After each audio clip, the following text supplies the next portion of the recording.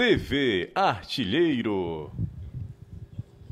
Boa tarde, Anderson, tudo bem? Boa tarde. Anderson, sempre nas últimas coletivas vinha aqui e a tônica era jogou bem, mas não ganhou. Agora o disco muda, né? O assunto é outro.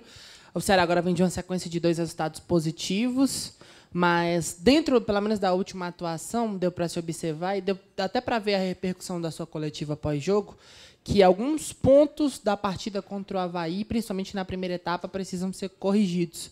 Com essa semana cheia de trabalho, deu para corrigir essas situações? Olha, isso é uma coisa natural e normal numa equipe, né? Nem sempre a gente vai jogar sempre bem, né? Alguns momentos a gente pode ter algumas dificuldades, o adversário pode impor algum ritmo um pouco diferente. Eu sou muito criterioso, mas também entendo muito bem o que acontece, assim. Eu acho que nós não fizemos um bom primeiro tempo, nós perdemos muito da nossa característica, ser uma equipe extremamente competitiva.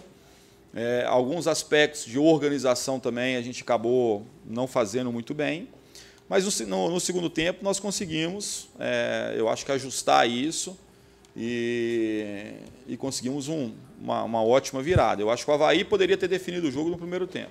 Tiveram as oportunidades, não aproveitaram, no segundo tempo a gente acabou sendo mais eficiente e buscando esses 3 pontos para nós que foram muito importantes. Quanto à semana, é lógico que jogando na segunda-feira, né, retornando na terça-feira, a quarta-feira ainda é um treino ainda de recuperação. Então, assim, ontem nós fizemos um trabalho um pouco melhor, hoje vamos tentar fazer um pouco também, mas já está muito em cima do próximo jogo, já que é domingo às 16 horas.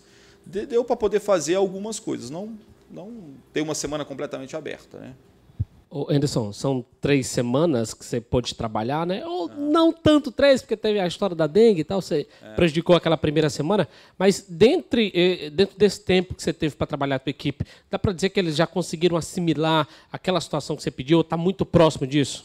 Eu acho que nós estamos caminhando bem, mas a equipe ainda não está redonda do jeito que eu acho que a gente pode fazer e de maneira natural. Se eles conseguissem, nesse pouquíssimo tempo, estar com tudo já implementado, executando maravilhosamente bem, eu ficaria até surpreso, mas eu acho que nós avançamos em muita coisa, muita coisa. A nossa equipe é uma equipe que tem, assim, às vezes quando joga fora de casa, joga com uma postura boa. Acho que o jogo contra o Goiás e contra o Avaí, o primeiro tempo a gente não foi bem, mas os 2 segundos tempos a gente foi bem melhor do que o adversário. O jogo contra o Cruzeiro, eu acho que quase todo, assim, a gente pagou muito por não ter sido eficiente. Então, acho que a gente tem feito bons jogos, assim. Às vezes desequilibra um pouquinho para um lado ou para o outro, mas eu acho que a gente já está caminhando bem. Mas tem muita coisa ainda para poder ser ajustada. Anderson, boa tarde. Boa tarde. É um dia de festa, porque o Ceará completa 105 anos, mas não é um jogo de festa porque não é um amistoso, é um jogo valendo ponto e a gente sabe que no Brasileiro, até comentava ontem com o Valdo, um ponto define se você vai para uma Sul-Americana ou não vai, se você cai, se você fica. Então é um jogo decisivo, claro, né? Como qualquer outro nesse Campeonato Brasileiro. O que fazer para que a festa, sei lá, pode trazer algo de positivo para os jogadores, todo aquele ambiente, mas não levar a parte negativa que tira a cabeça do jogador da partida em si? Tem algo a ser feito nesse sentido? Nesse sentido, a gente tem conversado muito com todos os atletas. É um dia de festa para o torcedor, não para nós, a comissão técnica, né, jogadores, direção. Não é um dia de festa, é um dia de trabalho para a gente. Nós temos pela frente uma das melhores equipes do Brasil, né? Assim, a gente tem observado assim, dessas grandes equipes, com um grande treinador, um treinador que sabe muito bem o que quer. Perdeu 3 atletas, mas ganhou 2 também de altíssimo nível, que é o Marinho e o Uribe, né? Provavelmente estarão à disposição.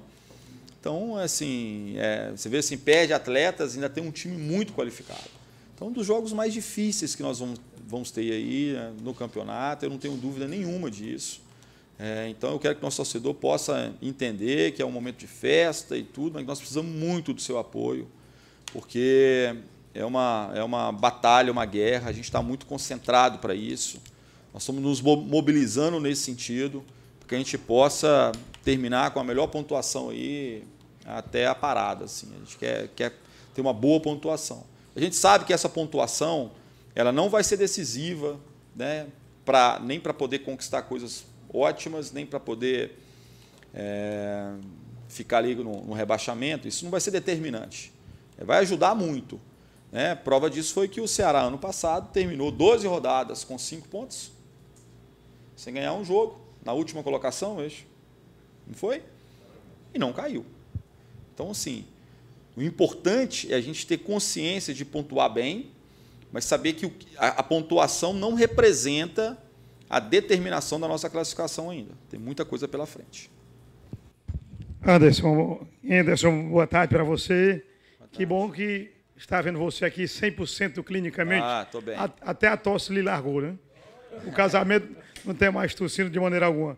Mas a pergunta é o seguinte: ontem nós conversamos com o presidente Robson de Castro, e ele nos passou que o Ceará tem 5 nomes para você definir quem será o goleiro contratado.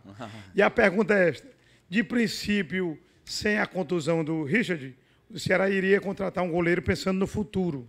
E agora, com a contusão do Richard, o Ceará pensa num goleiro com mais experiência para o momento?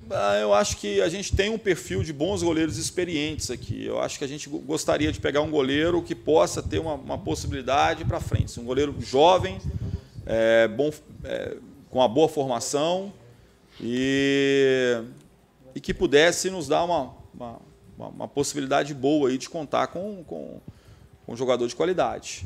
Acho que essa é a nossa ideia. Nós estamos conversando muito sobre as possibilidades também financeiras. A gente também, né, não pode também comprometer muito o nosso orçamento. A gente tem que estar muito com os pés no chão. Então, estamos analisando e espero que a gente possa ter uma definição aí para nos próximos dias. Anderson, existe a possibilidade de Bergson e Ricardo Bueno jogarem juntos? Acho que foi no segundo tempo contra o Avaí. Eles estiveram ali juntos, o time foi muito bem, na minha opinião. Enfim, existe essa possibilidade de até começar de saída? Não estou falando para esse jogo contra o Santos, mas no decorrer do campeonato? Não existe. A gente já fez alguns treinamentos até anteriormente a isso, né? Com essa possibilidade. Talvez não seja um modelo ideal assim, para a gente iniciar todos os jogos, mas é possível sim. Eu acho que a gente pode criar um mecanismo bom e, de repente, pode funcionar muitíssimo bem a gente poder até contar com esse tipo de perfil, assim, né? Com 2 jogadores mais atacantes, mais centroavantes. Mas é possível. Ô Anderson, boa tarde, tudo bem? Boa tarde. Você falava da tua preocupação, eu acho que não é só tua, dos 20 técnicos da Série A, também de pontuar, sempre estar ganhando pontos, né? Ano passado, se a gente for lembrar, você já falou isso aqui algumas vezes, da bela campanha com o Lisca que o Ceará fez, né? Uma campanha extraordinária que livrou o time, claro, da pontuação que tinha. Mas teve a Copa do Mundo, teve uma parada também, né? Eu te pergunto, a parada para o Ceará no passado foi benéfica, porque o time seguiu trabalhando muito forte aqui, as entrevistas dos jogadores eram: estamos trabalhando, acreditando. E se eu for pegar bem pertinho aqui, Recife, o Sport, estava bem colocado na parada da Copa e acabou sendo rebaixado. Essa parada da Copa América agora, como é que você observa isso, Anderson? Mesmo o Ceará vencendo os seus 3 jogos que tem até a parada, que é Santos, depois joga em casa com o Bahia, depois joga fora com o Vasco, daria uma pontuação de Libertadores, né, se o campeonato terminasse. Eu te pergunto como é que você observa isso aí, você que é um cara muito ciente quando fala em relação a jogos futuros e a programação para pontuação, Anderson.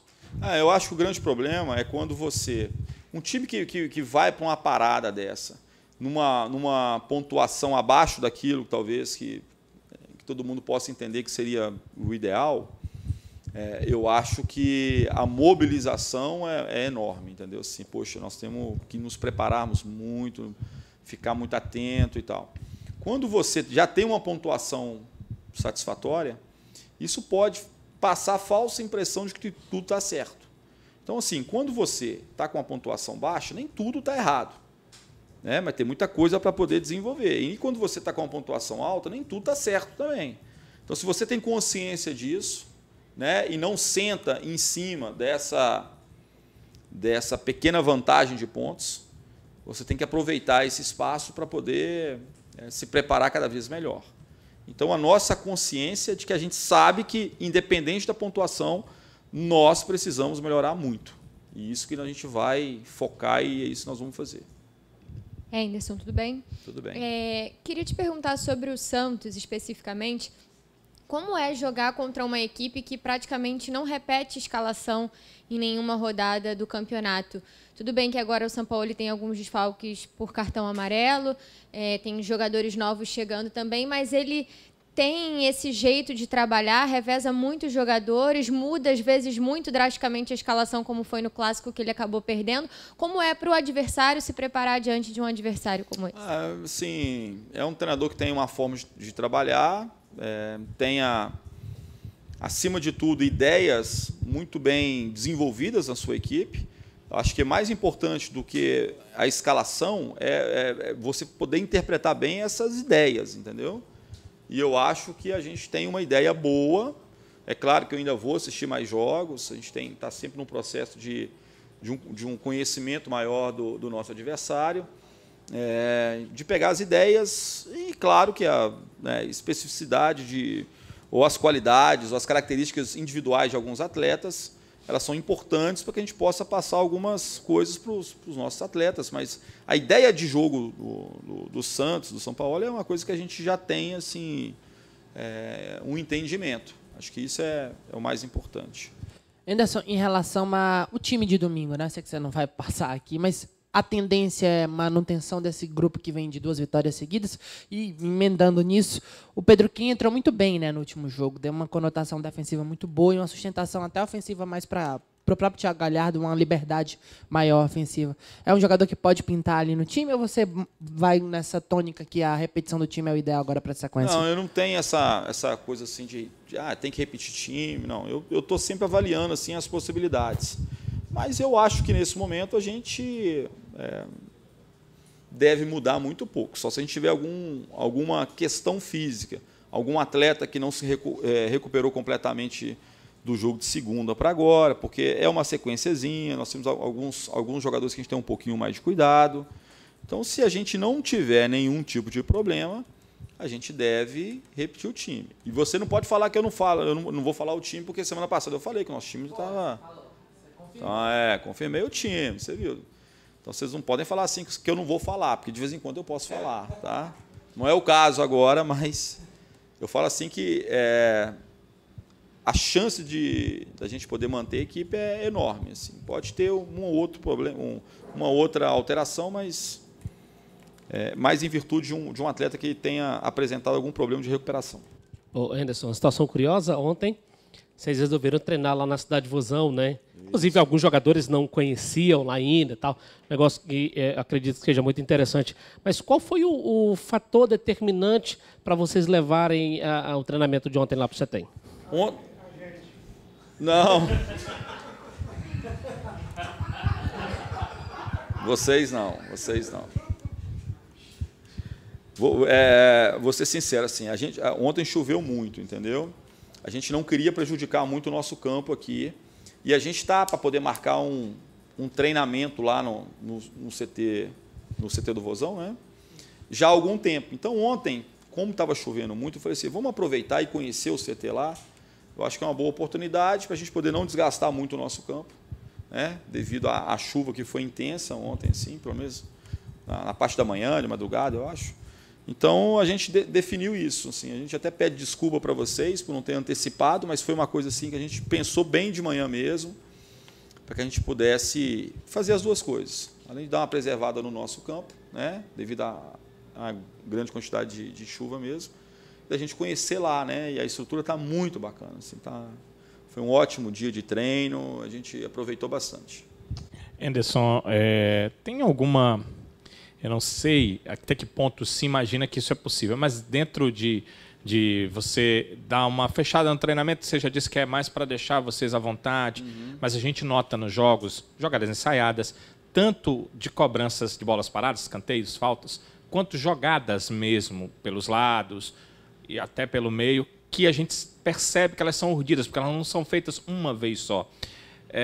Tem esse tipo de coisa, tem esse tipo de possibilidade de se fazer num jogo como esse contra o Santos, você até falou que conhece a forma de jogar do técnico adversário em relação a ideias, não em relação a time, não em relação à escalação. Obviamente ele deve conhecer as suas. Dá para surpreender de alguma forma? Não. Tem como fazer isso? Não, eu falo assim, não é que eu acho que hoje a gente não consegue surpreender tanto assim. O pessoal fala muito assim, nó tático. Eu não acredito nisso. As pessoas, né, os treinadores, as equipes têm algumas ideias. Você saber o que eles fazem é uma coisa. Você conseguir parar essas coisas que eles fazem, que é o grande problema, né? Que é difícil, né? A questão, às vezes, assim, gente, de fechar os treinamentos, eu vou assim, mostrar para vocês como é que é. Por exemplo, teria alguma repercussão aquela jogada do menino da base em cima do Neymar se ninguém tivesse filmado? Entendeu? Ninguém saberia. E é um lance de treino, cara, que acontece tantas vezes. Acho que o Neymar não pode tomar uma jogada diferente, mas aí cria-se toda uma coisa. Então, assim, às vezes o treinador chama a atenção de um jogador de uma maneira mais dura. Quem está de longe acaba interpretando de outra forma. Né? Então, assim, não é maldade, mas não é que a gente não queira passar, é que a gente precisa preservar esse momento. Né? É a mesma coisa de um treino aberto para o torcedor. O que acontece? Assim, a gente gera uma pressão para o jogador na hora que ele pode errar mais, que é o treinamento, que está ali para treinar, acertar, corrigir. Aí, às vezes, a gente cria uma coisa que eu não posso errar hoje. E a gente já não pode fazer isso no jogo. Né? No jogo a gente não pode errar, a gente já sabe que não. Mas no treinamento é o dia que a gente pode estar bem concentrado, mas o erro faz parte do trabalho, do treinamento. Então, assim, é mais nesse sentido. Entendeu? Eu sei que vocês gostariam de acompanhar sempre, a gente gostaria de liberar sempre, mas aí acontece uma situação daquela ali assim, já cria um clima diferente em coisas que são rotineiras no dia a dia nosso de trabalho. Então, assim, voltando um pouquinho sobre o Santos, sobre o Sampaoli, a gente sabe um pouquinho do que ele pode fazer. O problema é não deixar com que ele tenha êxito nisso. Esse é o problema. Saber como ele vai jogar, a gente tem uma ideia boa. Fazer com que ele não jogue, esse é o problema. Né? Isso aí que faz com que a gente possa perder noites de sono. Assim.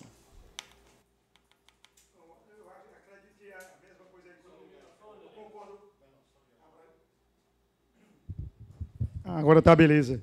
Concordo plenamente com alguns trabalhos fechados.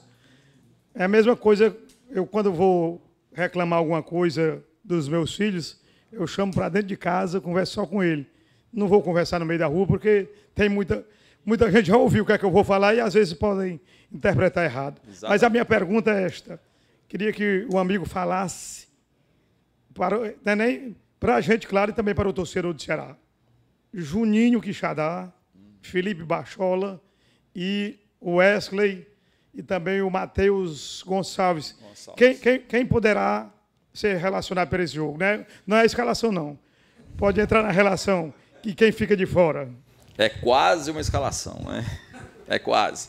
Não, vamos lá por partes, né? Eu tenho falado com o departamento médico e o departamento físico, de transição e tudo, que eu não tenho nenhuma pressa de colocar o jogador, de fazer o jogador retornar. Também como eu também assim, penso que eu também não gostaria de esperar um jogador que tem condições de poder retornar e ele ainda não fosse liberado. Então, assim, a gente está com uma comunicação muito direta e assim, não tem assim, um tipo de melindre, algum cuidado em nada. O Quixadá e o Wesley ainda não apresentam essa possibilidade. Né? Eles ainda não estão nas melhores condições. Eles estão avançando muito, estão muito melhor, né, daquilo que eles estavam, mas ainda não estão em condições de poderem participar. A gente avaliou, verificou, já colocou em campo, já treinou em algumas situações, mas ainda acha que eles precisam de fazer algum tipo de trabalho específico. O Matheus Gonçalves foi um problema bem menor, já treinou, fez o trabalho de transição, treinou ontem e tem uma possibilidade. O Felipe já talvez a segunda semana dele assim. Eu acho que o Felipe já tem uma possibilidade ainda maior. Então, Matheus Gonçalves e Felipe, ótima chance. Quixadá e Wesley ainda não.